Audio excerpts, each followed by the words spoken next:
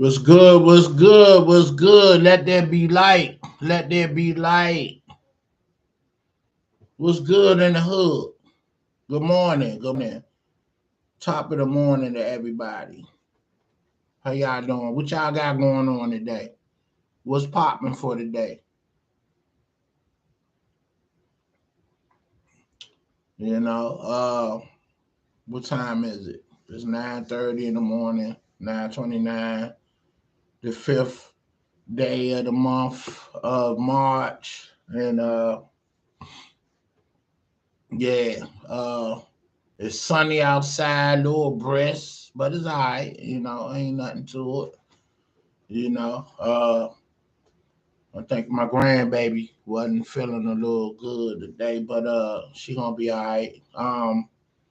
You know, she just started a new daycare, and she going through withdrawals because she like, y'all messing up my Bluey time.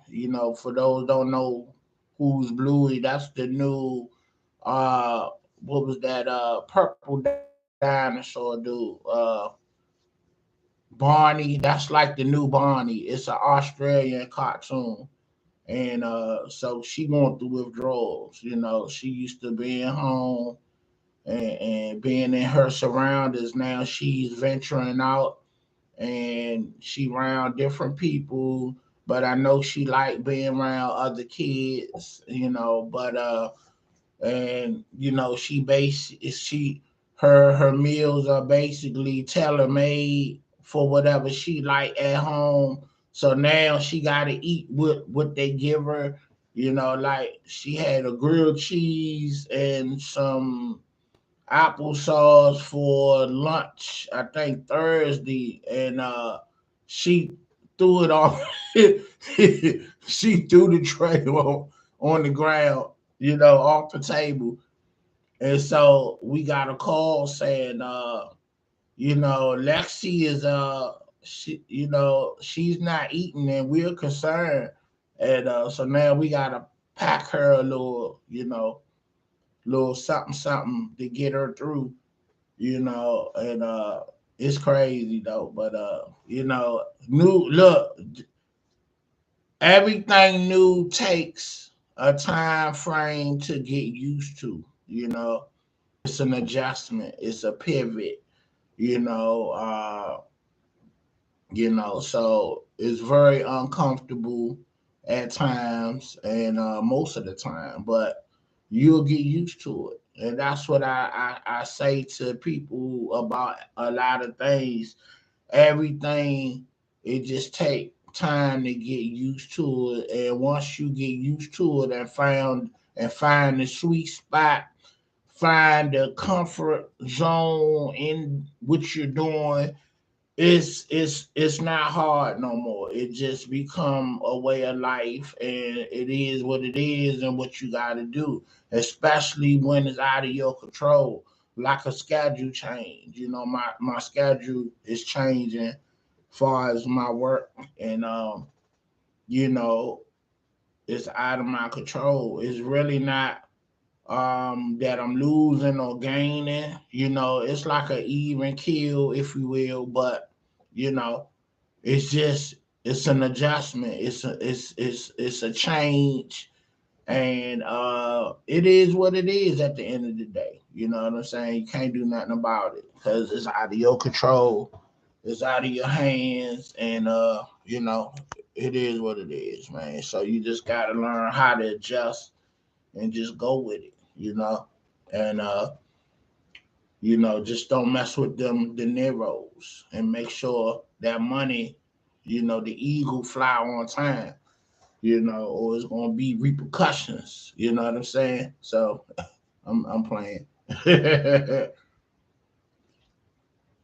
But no, I'm not playing, because that only change is when you're not doing what you supposed to do. So, so but what else? I think my niece called me talking about she gotta go grocery store. Her brother usually take her, but my nephew, but he work on the weekends now, so you know, so it is what it is, Gotta get her to the store. And I'm like, look, we ain't gonna be all day. So that means you need to get up early. Let's get in, get out for them stores get crowded, And oh, the new Batman came out. My man Skinner was like, yo, that junk vicious. Then I just heard somebody on fan base saying that it was he didn't say it was whack, but I think he was like referring to the direction that it went in. You know, they keep on making all these Marvel superheroes, and we love it because if you grew up on the superheroes, the super friends, these are our childhood cartoons that they done brought to the big screen. So honestly, it could be the same format, but it just have its own little twist, and we're gonna go and support it because we love our comic book cartoon heroes. You know what I'm saying? This is our escape and our getaway from the norm, and we just need that in our life. You know what I'm saying? And it is what it is, man. I just like to go get away for 2 hours and immerse myself into a good movie, and and one thing about movies, I love the geography of a movie, like uh Uncharted. You need to see that the dude that played Spider-Man, the last Spider-Man, uh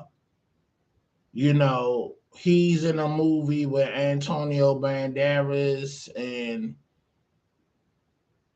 yeah, that's like, the big star other than himself that I recognize. He's in a movie called Uncharted, and it's a great movie. But what's great about it is the geography. They go to Cairo, Spain, the Philippines, and it's about you know jewel thieves, and this on a big money level, like the like some Raiders of the Lost Ark, you know. Instead of the archaeologists running across the world like a scavenger hunt, they trying to find gold and buried treasures, and it's like a modern day. These are jewel thieves and people that steal paintings and stuff. High class, thieves that will steal millions of dollars of paintings, and just it was a movie on that level, and how they just jump, time zones and whatnot, and just going places in the world. So I immerse myself in these kind of movies or any movie and just put myself in that setting. So I feel like I've been to Cairo, the Philippines, and then that gives me ideas of where I want to travel when I'm doing my vacation, and I'm looking, trying to see where I want to go. And I have a thing with me. I don't like to do the same vacation twice. I got a homeboy that go to Jamaica every year. I'm like, Jamaica is not that popping to go every year, but I found out he has a timeshare there. So, he kind of feel obligated to go, because you paying for a timeshare, and sometimes they I think they got ways that you could get out of timeshares now, but I think that was like a rip off, but it really wasn't, because it was great for its timeline. Timeshares was great in the 80s and early 90s, or 90s period, because the thought of getting away to a great expensive vacation, and for you to have somewhere to go was a big deal. But now people getting money nowadays and affording, being able to afford nice trips. And now the hotel chains, if you get with a hotel and you accrue points, wherever you go, your points, will be honored, and you getting, half off on your rooms, and all that make a difference now. And so the hotels got creative to box out the timeshare, which is good on you as the individual. Even when you travel, they still trying to sell you timeshares.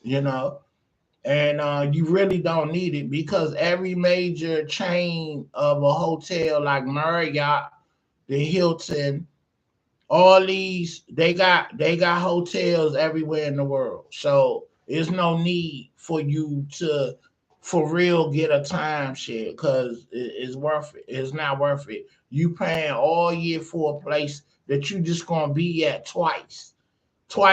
No, no, 2 weeks out the year. You paying all year round. It ain't like you own that spot and then everybody that utilize it pays you. That ain't the case. You're paying. That's the biggest hustle ever. It was genius. Whoever thought of it. And they made money like a fat rat. So you know, so I'm just glad that I'm not papered up to the point that I'm jumping on everything that become a fad or seems like a good idea. Everybody I know that has a timeshare now, they were like, that was the worst decision I made, because it I ain't gonna say it was the worst. It was okay for the timeline. The 80s, the 90s, it was the thing to do. You know what I'm saying? Because people wasn't really getting away like that. And then, it was a big deal to go somewhere when you really wasn't traveling like that. But now, then they got sophisticated. you know, uh, they linked up with different spots. So if you didn't want to go back to Jamaica, you could go somewhere else and it still be within the umbrella of your 2 weeks. But it's still a ripoff. When you compare it nowadays, that's a bad investment. And they even tried to get us in New Orleans when we was in New Orleans in 2018. They tried to lure you in with some prizes, a free stay at a hotel, but they try to get you to sign your commitment, or you signing paperwork to buy a timeshare again that you're paying for. The average person got like a 2 week vacation timeline, unless you're just going to be flying out every other month. And that ain't really the deal. You blocking all 2 weeks to pay, and you're paying off a whole year's worth of a timeshare. So what tripped me out is, okay, suppose you pay it off. Why you can't go anytime that you want? I guess you can, but I don't know. So I don't know. It's just a bad investment, any way you look at it. But I got friends, family members. They doing the stock, invest in the crypto. Uh, they doing the pools, the football pools and stuff. And you know, they say, why you don't never get on board with nothing, like the stock and all that. I'm like, I don't understand it first and foremost. And if it's something that I can't feel like I can win and be up on, I'm not in the business of losing money with nothing. At the end of the day, Lotto is something that, I don't win on a big scale, but I often get a little $50 here and there or $100. So I stay in my lane and what I know. So, I be hearing how these jokers losing 5,000 and all this. I'm like, you know, and I know, if you around me and we all work in the same place, or I know you ain't got 5,000 to just be blowing and losing just like that. So I don't understand it. How, you know even going to the casino and all this stuff is designed for you to lose. So I'm gonna say to everybody, look, get some discipline with yourself. Like they'll fake tell you only play with recreation money, but everything becomes an a addiction if you do it long enough. Just remember that. Everything comes an addiction if you do it long enough. So be disciplined. Like when I was going to the casino, we got the live, we got MGM. You know, I go like a Friday or a Saturday or a Sunday. I pick a day.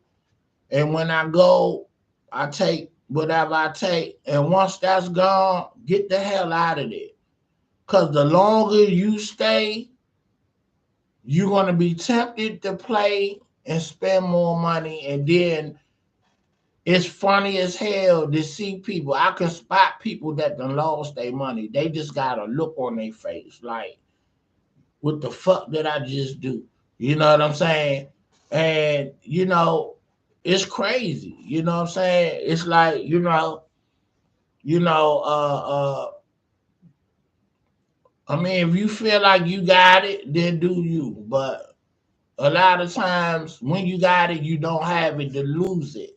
That money could have been groceries, gas for your car. You could have paid a bill, you know. And I mean, and I ain't gonna be acting like that. I got the formula, and I'm not a victim of this. That's why I'm talking about it because you get not addicted, but you know, it's something that you feel like is excitement or it's something to do. You want to be around the action, but all the time these jokers, in your pocket and got you broke, and it's not a good feeling. I know I done messed up a couple of $100, when I know I didn't need to be in it. I shouldn't even been there. But, you know, it's just, human nature to do stuff. So, but sometimes you gotta do stuff and feel it to say I ain't doing that no more. You know what I'm saying? So it is what it is. I had almost talked for 20 minutes, you know what I'm saying? And so that's how my day going. I'm gonna try to get to church later on. Since the pandemic, I haven't physically been in church, but I tried to go back in November and nobody was there. And they were saying that they were open, and I like to go to Saturday service in the evening because it's relaxed. Everybody is casual, it ain't all serious like Sunday. Everybody wanna be suited and booted like it's a fashion show, and that's great. I love to see people looking good. My people, I like to get spiffy as well, but you know, but I'm busy on Sundays. I gotta work, so it ain't benefiting me.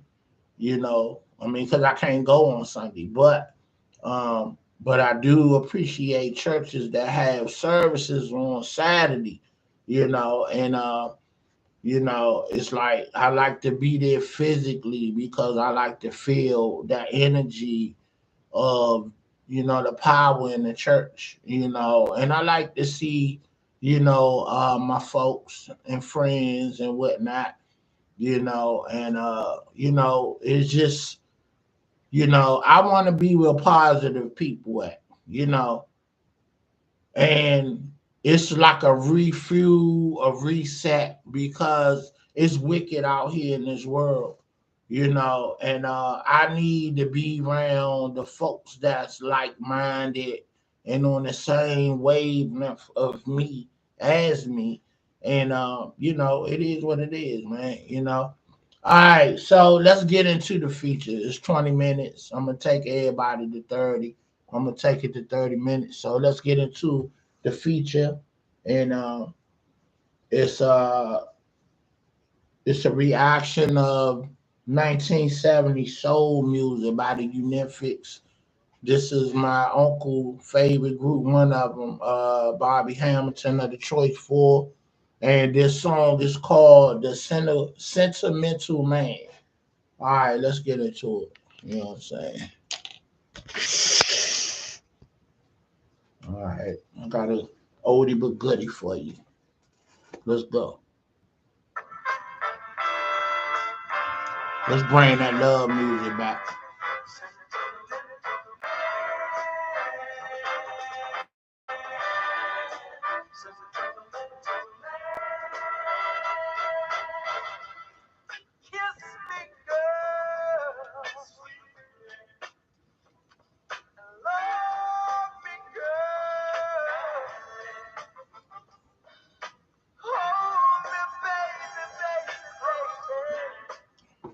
Who remember them 45 records?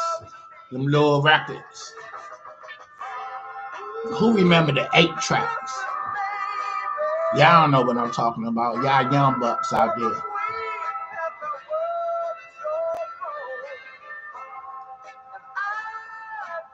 For those that don't know, this is a 45 record right here.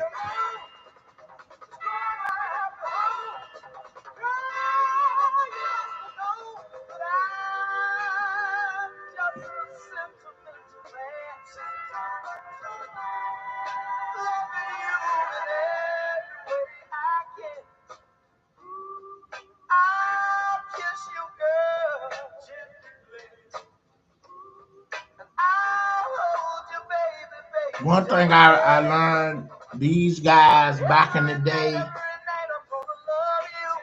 their pen game was on another level, talking about love. You know, very unique skill that's lost.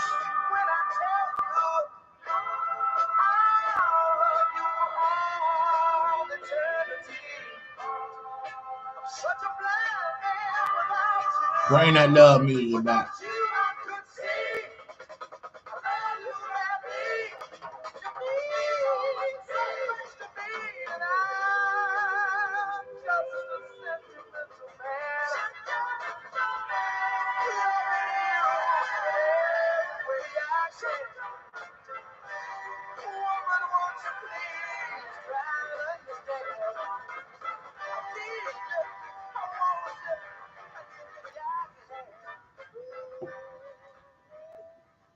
Yeah. Was you feeling that? You see how they try to sneak that commercial in there on me? No freebies. I told y'all, man. No freebies. You know?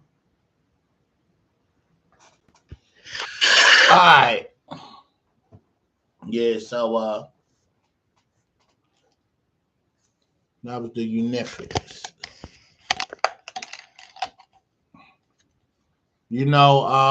We're approaching daylight saving time in spring. Uh my eyes are itching and I'm getting like these little dark circles because I rub my eyes a lot, you know.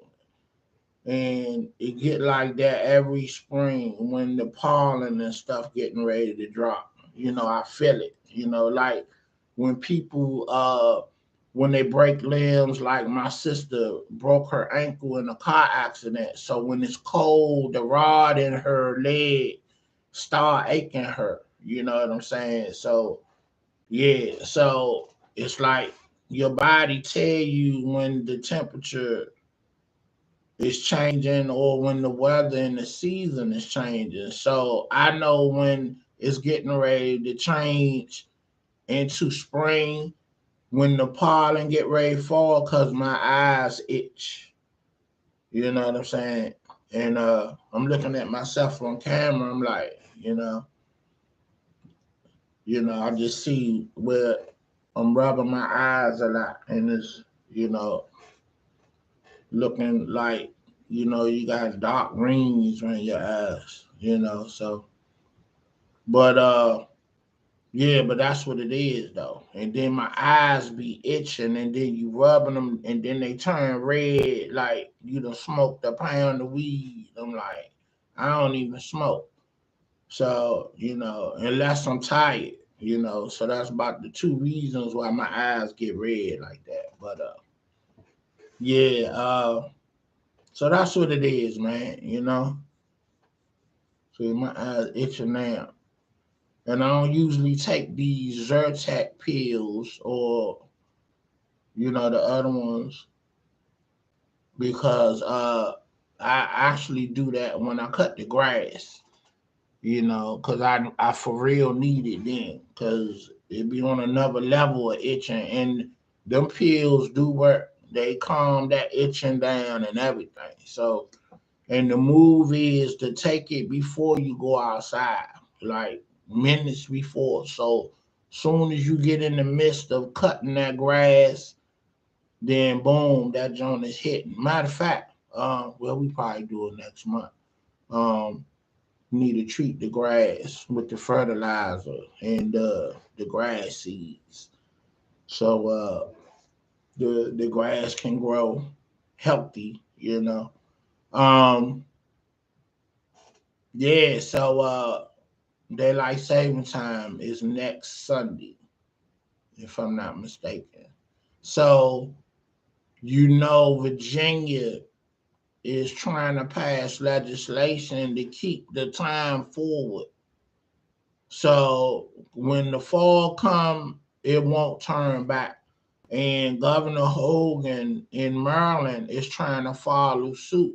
So I hope DC will follow suit so we can stay forward with the time. And what that does, it gives us more time with daylight. So instead of it getting dark around 5 and be dark by 6, it'll get dark around beginning at 8, and it'll be dark by 9 o'clock. You know what I'm saying? Because 6 o'clock, you know, just because it's so dark, you feel like it's 9, 10 o'clock. So getting dark at 9, that's like a regular timeline of, you know, you feeling like, okay, it's time to start getting ready for bed for the next day. Get your clothes on, take your shower, you eat your dinner and everything like that. And you be feeling like that around 6 o'clock, 7 o'clock, because it's dark. You associate darkness to, you know, bedtime at the end of the day, or whatever you do to prepare for the next day. And it's like, you know, I guess those that need rest, that might not be a bad deal, but I'm like, you know, I would love to have the timeline, go to 8 o'clock and it be dark at 9. So we could get, especially those of us like myself, work long hours. I work 12-hour days. So I get off at 6. I want to see some sunshine, you know, this is the timeline that I will come home and still be able to play some ball with my sons, you know, and we go and shoot till it get dark, and and we could probably get 2 good games in. But so we see what happened, man. At the end of the day, it's gonna do what it's gonna do. But one place that I would never want to live at is Alaska, because I hear, because it's close to the equator.